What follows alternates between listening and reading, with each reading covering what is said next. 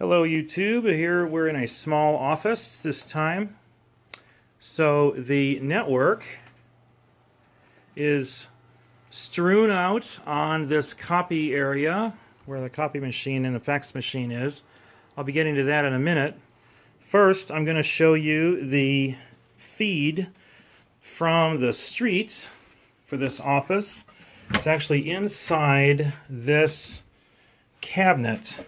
So this is an old PBX system, and it runs through these two guys, and this 25 pair cable is the feed from the EMPO.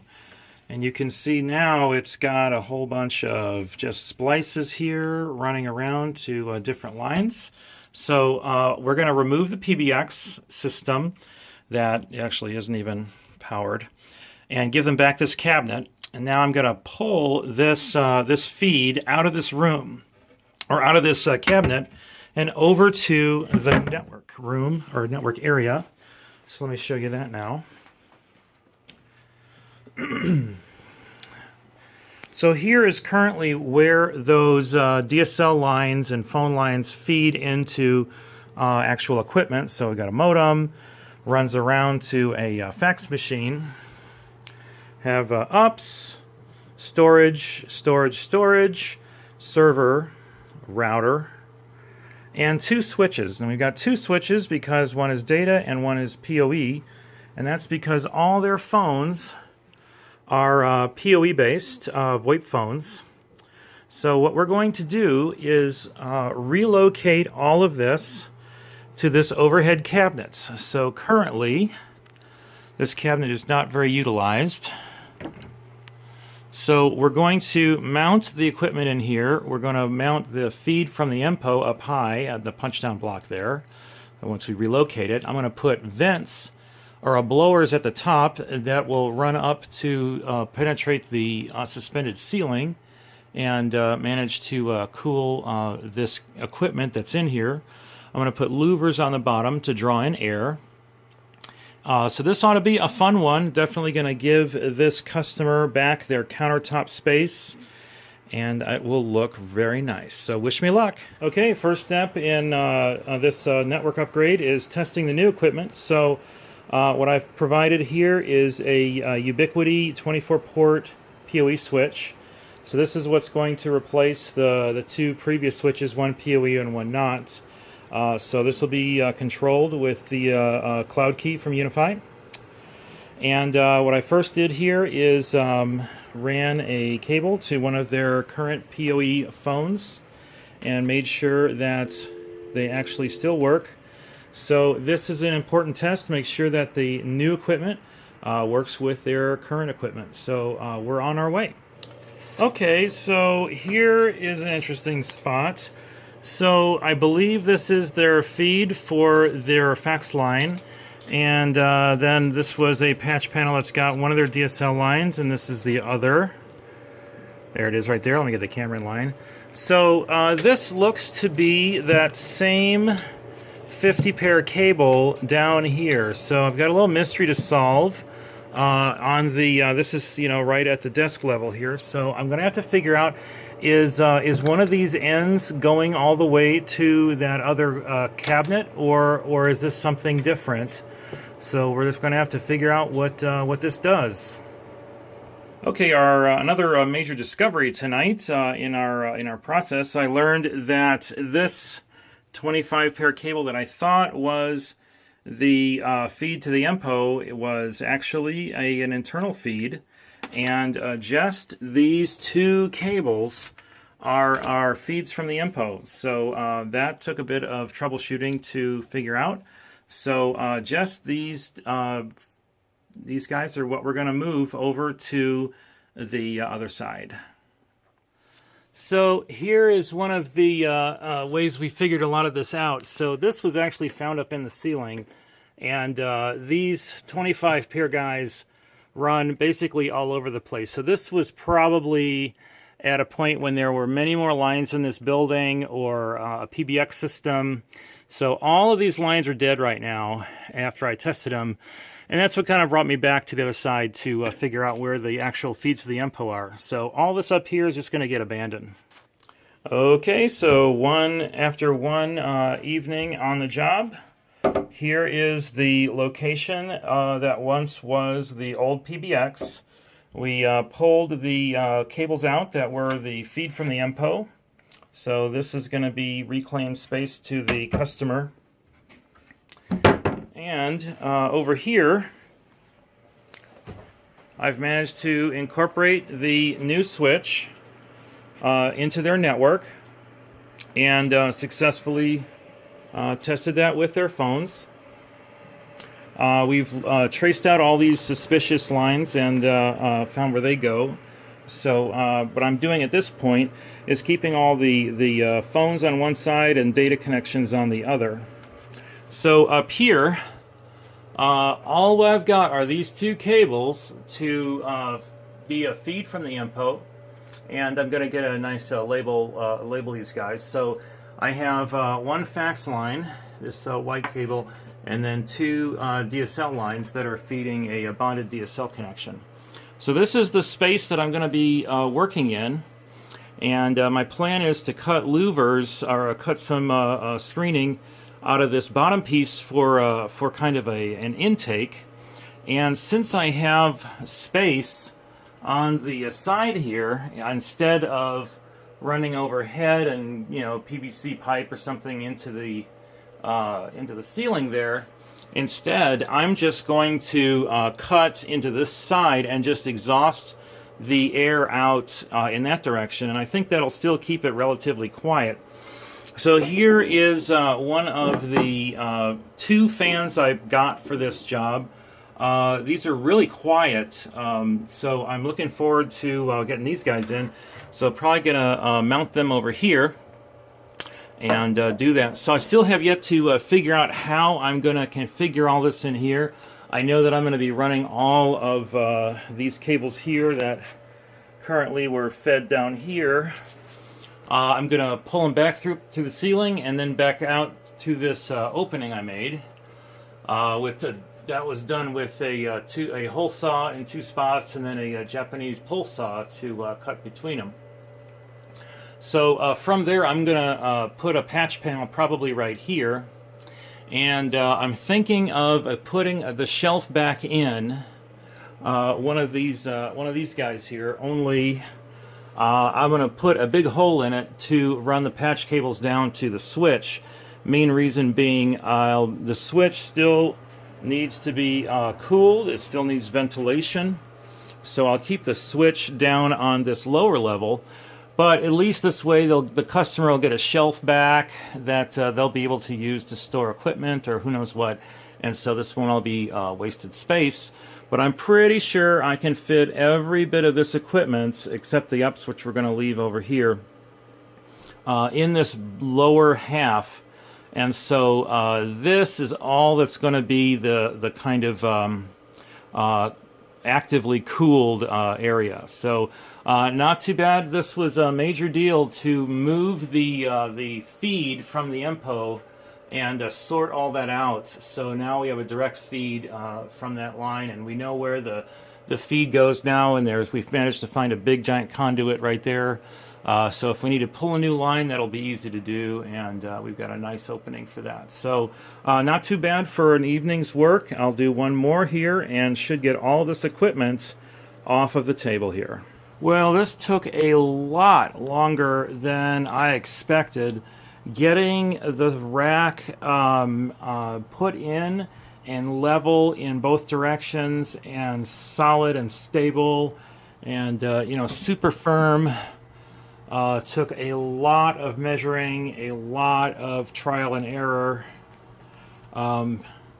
Getting this cut wasn't too bad. Cutting these holes, that was fun. After I bolted this top surface in, that made it very difficult to get my jigsaw around that area. So this really cost me a lot of time, a lot I didn't expect. But the big stuff's done, so I'm going to mount the louvers, and now this is where the patch panel is going to go. Probably going to mount the switch just a little bit below it once I get, run a jumper and see what it looks like. I'll know exactly what space it'll go in. And then I'm going to slowly start yanking up all these cables, all these guys. They go up to the ceiling, and so I'm gonna climb up there, pull them, and bring them through here now, then down through this opening, and then into the patch panel. And this way they'll get all of this network equipment off the desk.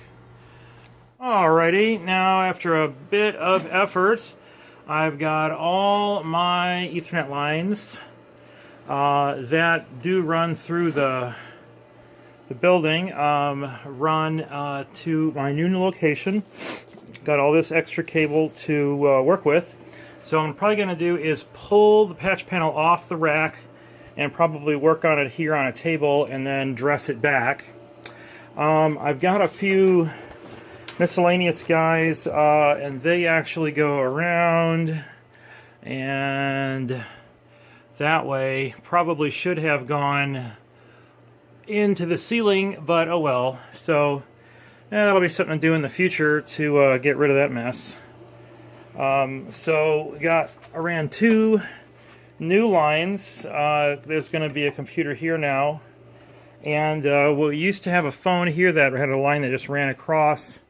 So I ran a new line actually here, so that's going to be a proper jack for the phone. So we're moving right along. So before I terminate the patch panel here, I wanted to point out an interesting problem. So this is a 24-port switch, doubled up. So if I use the same length jumper, and it will reach from here all the way to, here.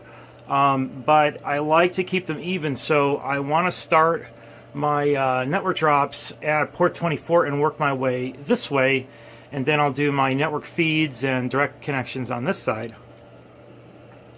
Problem is, I've already kind of allocated space on this side for my bundle to come in and go. The problem is, if I start on 24, I'm going to wind up covering up all these other lines as I go, and it's just going to get more and more difficult to terminate ports on this patch panel. So I'm going to try to do something a little different this time. So instead of running them flat, I'm going to run them straight back and see if I can do something pretty with that. So wish me luck. So here's what I am doing with this patch panel. Instead of running these lines on this inside track, I'm going to run them down. Now first you'll notice I keep them all to one side and spread them out. I like doing this, at least when I have to work on these. I find these easier to gain access to tone, to troubleshoot, whatever. So, and then I'm doing these in pairs, one above each other, running down. This gives me a lot of access, because I might be the one working on this in the future, and I'd like it to be as easily accessible as possible. So with this extra space below, I actually moved my Ubiquiti switch down one space.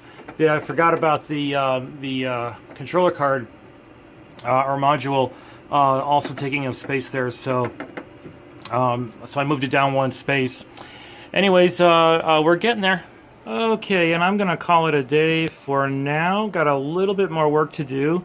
So I was running the wires for the patch panel back through here. Got at least one clamp down, so I'm gonna kind of run it that way and then run it up and then up and through. So I just got one at the beginning and the end right now. Still have to label those lines.